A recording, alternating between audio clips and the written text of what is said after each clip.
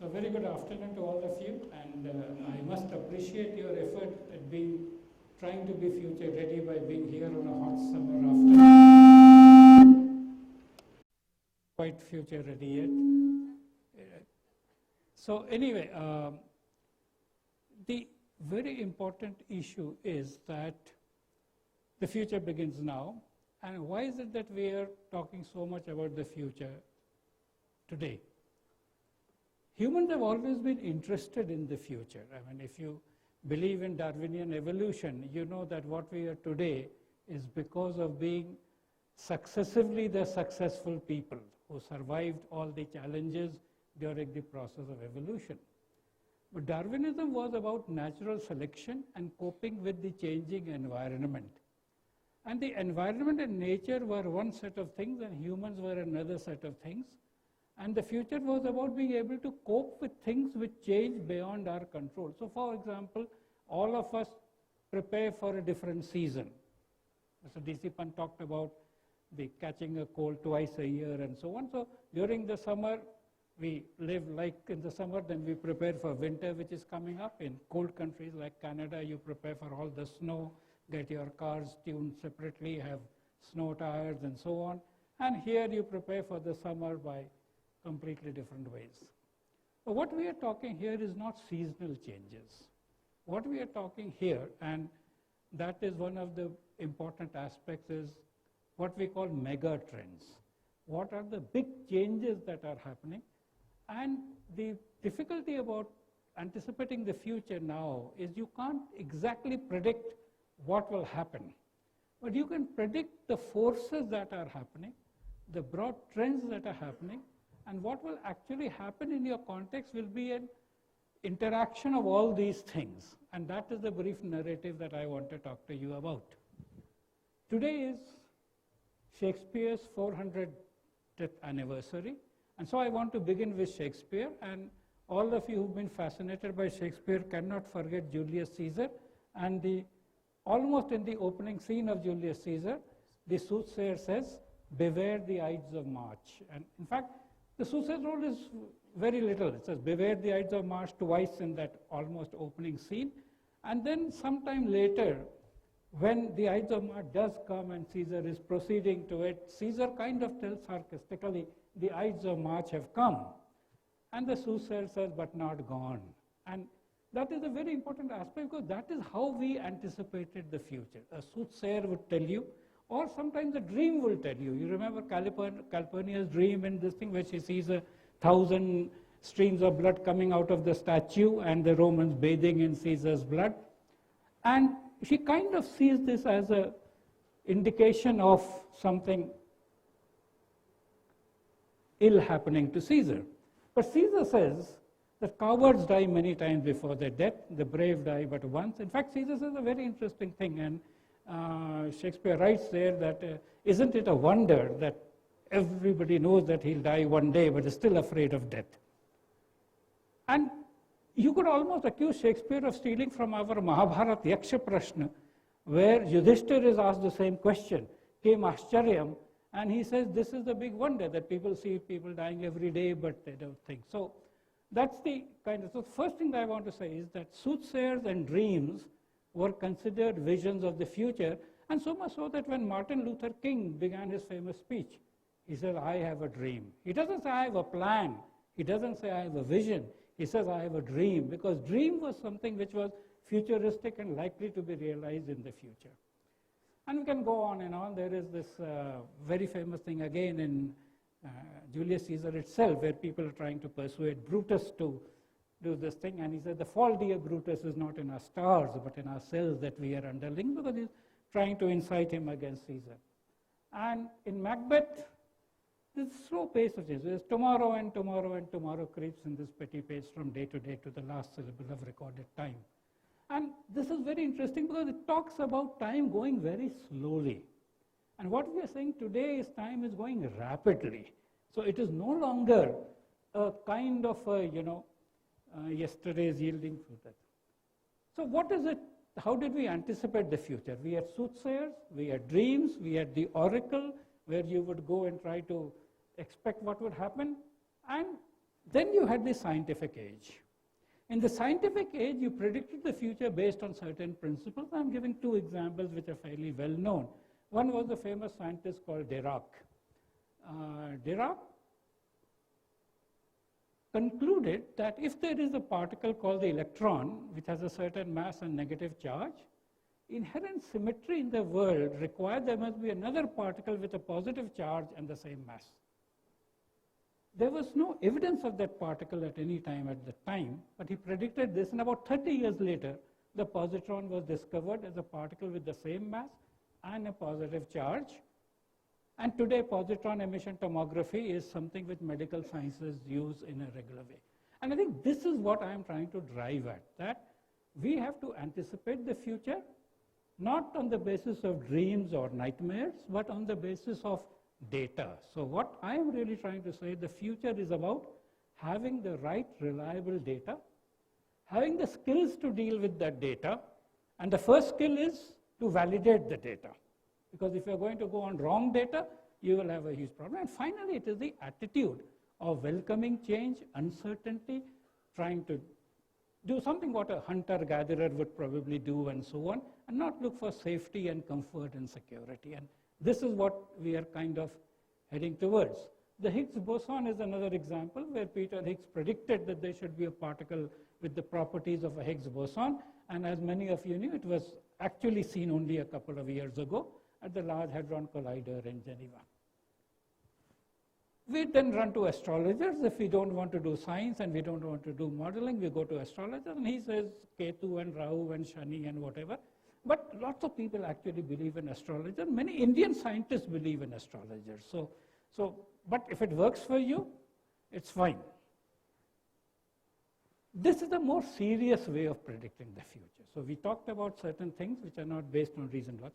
One of the earliest efforts of this kind was an essay by Malthus. Malthus wrote an essay long years ago, I put the year, where he said a very simple thing. He said, human populations grow exponentially. But land availability cannot be exponential. You cannot add that much more land. You see how difficult it is to get more land, and therefore there will be a food crisis because there won't be enough land per unit of person. But Malthus was proved wrong for the simple reason that Malthus did not anticipate the technological changes that would happen in farming. Today, actually, you know that in all developed countries, very few people directly engage in farming. In US, it is less than 5%. In India also, it has significantly reduced. And therefore, Malthus was proved wrong. But the idea came again in that third thing called limits to growth.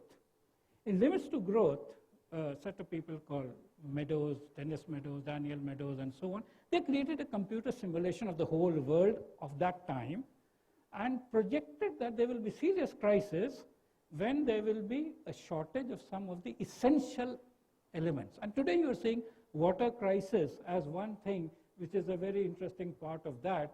The key message was you cannot continue to exploit the earth indefinitely, and he talked about limits to growth.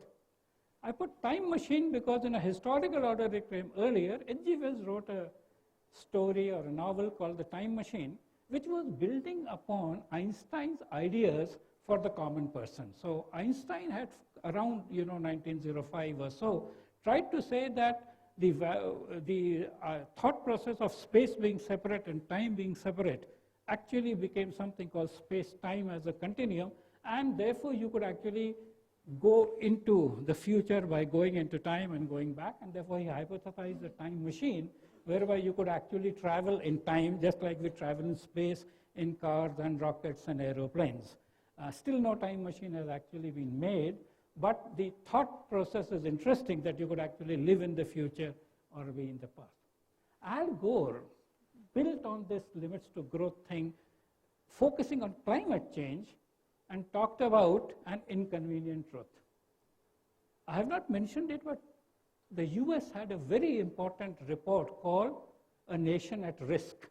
And that Nation at Risk report pointed out to the inadequacy of the education system of the US and kind of said that the US might lose its leadership position if it not sets right the education system. And as many of you know, interest in STEM education and creativity and innovation, etc., got triggered because of that. The Human Age is a more recent book by Dan Ackerman, which actually coins a new word. I mean, it draws our attention to a new word called Anthropocene. The point is that till recently, humans were very small players in this game of nature.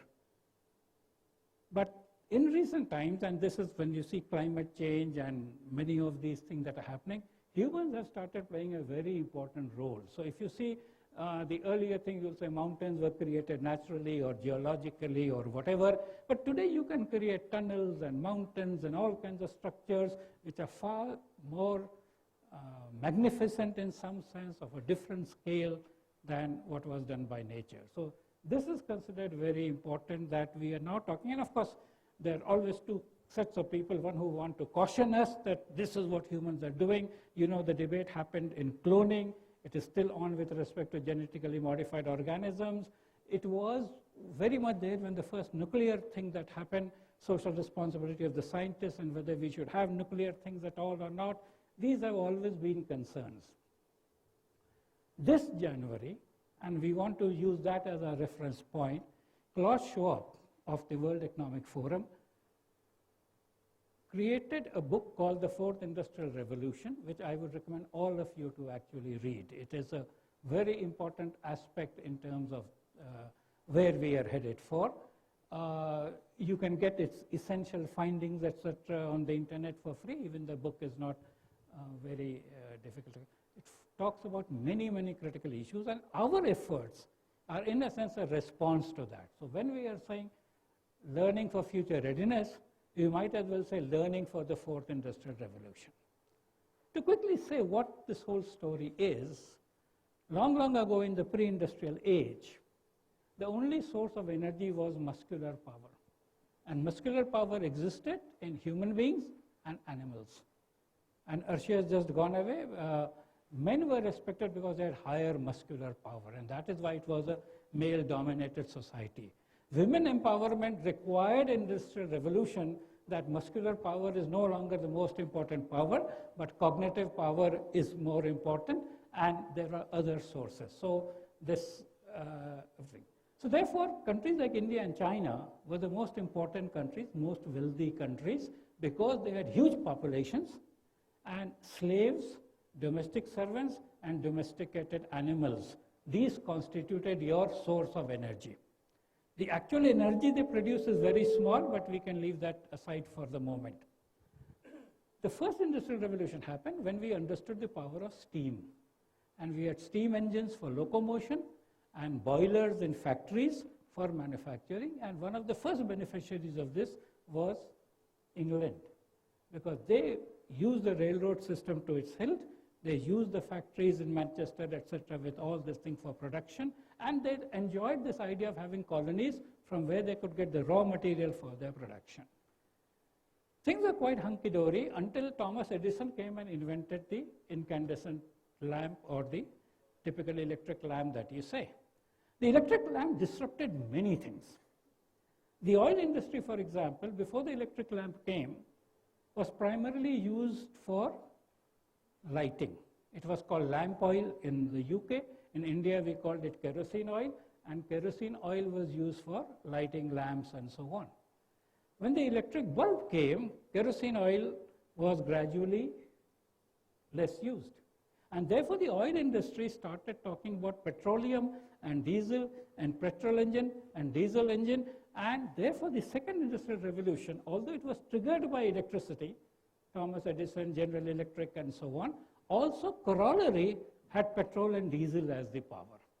So electric power, petrol power, diesel power led to the second industrial revolution on to till about 1969, which is said to be by these people the third industrial revolution, where electricity got shifted by electronics.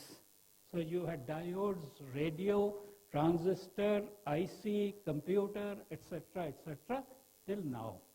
And what they say, now we are moving on to the fourth industrial revolution, where the real things that are going to happen are new age technologies.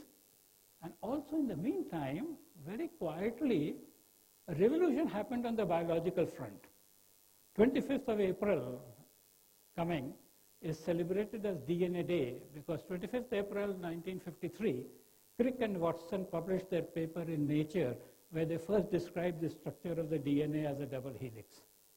It's very interesting. That paper is a very modest paper saying this will help understand biology better. It was actually an earth-shattering thing, as important as the nuclear bomb, as important as E equal to mc squared. It has completely transformed our understanding of life and so on. So you talk of genomes, genomics, you talk of genomic medicine and so on and so forth, completely. And what they're saying is fourth industrial revolution means that all these things get integrated.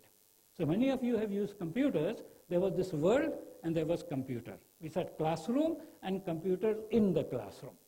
What people are now saying is that IT and the physical world will get merged. So you have this automatic, and so will the biological world. So you will be working with robots and human clones and so on, and you'll have to start looking at, just like we learned to live with domesticated animals. We learned horse riding, we learned camel riding, we learned how to take care of elephants and so on. We are in a society where we have to deal with drones and robots and artificially cloned human beings and animals and so on and so forth, and that is what the future is about. So this is what we are trying to draw your attention to. Future Shock was a book written by Alvin Toffler a little earlier, where he said that the thing about the future is that the rate of change is very much higher, and this is what is affecting humans and causing stress. The earlier changes which happened in the pre-industrial revolution, even industrial revolution, happened over a big time scale. You saw 100 years, 20 years. Now changes are happening over 5 years. Even if you look at the phone that you use today and the phone that you used 5 years ago, is completely different. Huge. You remember that mobile phone, you could only speak and send a text message? Today, everybody is talking of a smartphone. There is recent data that India will be the second largest user of smartphone in the world after USA, surpassing China. Almost everybody, I asked this to, do you know anybody who doesn't have a phone?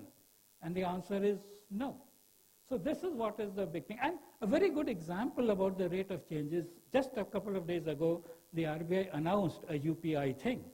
And what does UPI mean? UPI means that Paytm, which you are just beginning to use, is dead. All other wallets are dead. And something called the payment bank, for which license was just given a few months ago, is dead even before being born. That is the rate of change that we are talking of. The skills of a lifetime become obsolete in an instant. And that is the big challenge that we have, and therefore we are saying that you have to, it's almost like Alice in Wonderland, that you keep running forever to be in the same place. I'm talking about this because this is another very interesting thing. 6th of October 1957, the Russians put up a satellite, Sputnik. And this was a big thing for the Americans, because the Americans till then were leaders in the technology race. They had made the atom bomb, the fusion bomb, the fission bomb, and everything. They always thought the Russians are stealing our secrets by sort of, duping our scientists or bringing pretty girls into their lives or whatever. But pretty girls can't help you explain nuclear physics to them, and then they can take it back to Russia. But that's the illusion that was there. But when Russia put up the Sputnik, they got dazed because they said, we don't have this technology. How could they do it? And shortly after the Sputnik, it put a dog called Laika, and then it put a human being, Yuri Gagarin, into space, which irked John Kennedy very much. And when he became president, he, on May 25, 1961, said that within a decade, we will go and send a man to the moon and bring him back safely. And the man would have been, of course, an American man. This is a very interesting exercise about it. He had no idea how to do it. It is just that he decided, he set up a time frame, and he had no idea of how to do it, but July 20th, 1969, they did it. And I think this is an example of future readiness and commitment. There was an earlier thing called the Manhattan Project where they made the nuclear bomb, but that was not as dramatic as this. And the consequence of this was a 10-year transformation in physics and science education in the US. Because they somehow believed the Soviet education was superior, and that's why the Russians won, and they completely overhauled. Many of you know the various kind of things they did. So the status quo is not an option. Becoming future ready is critical. Massachusetts has something called Massachusetts 2020 because they realize that within the US, within the states, there is going to be competition. And they have then said that they want 72% of their jobs will still require this kind of things. People will be ready for this. Singapore has a whole mission called Future Ready Singapore. And this is again a very nice quote from Shakespeare, that there is a tide in the affairs of men which when taken at the flood leads on to fortune. Omitted all the voyage of their life is bound in shallows and in misery. On such a full sea are we now afloat. And this is what we mean. We are on such a voyage. If we grab this opportunity, we could be leaders to the world. Why leaders to the world? Because it's an equal opportunity situation. Nobody knows, because all this has come upon the whole world together. And if we miss it, we will. So we cannot afford to miss it if we really want to be successful. And Darwin said this in evolution. He said, it is not the strongest of the species that survives, nor the most intelligent. It is the one that is most adaptable to change. Darwin's reference to change was natural environmental change which happened over time. Our change is induced by the humans as well, by technology and everything, and this is what we call ethics. And therefore, we have to make learning matter, and teacher is a great important thing. It's first an honor, then a responsibility, lastly, a means of livelihood. These are some of the mega trends. So I said that many things are happening very fast. These are some of the trends. This is the diagram taken from the report which is going to be released shortly. And this is completely changing the world that we live in. What do we need to cope with it? This is the kind of skill. So we need complex problem solving, we need critical thinking, we need creativity, we need people management, we need coordinating with others, emotional intelligence, judgment and decision making, service orientation, negotiation, and cognitive flexibility. This means we are not talking about good marks in CBSE exam. CBSE exams can be completely ignored, because what CBSE exam does is you can tell what is in the book without looking at the book. There is no value in it. And the CBSE exam results should come with a statutory warning that marks obtained by a candidate have no correlation with any real ability, and any correlation you find is purely incidental, is not part of the design of the program. It has got nothing. All that you say is he can reduce 90% of what is given in the book without looking at the book. That is of no value. In fact, it is very interesting. In 2000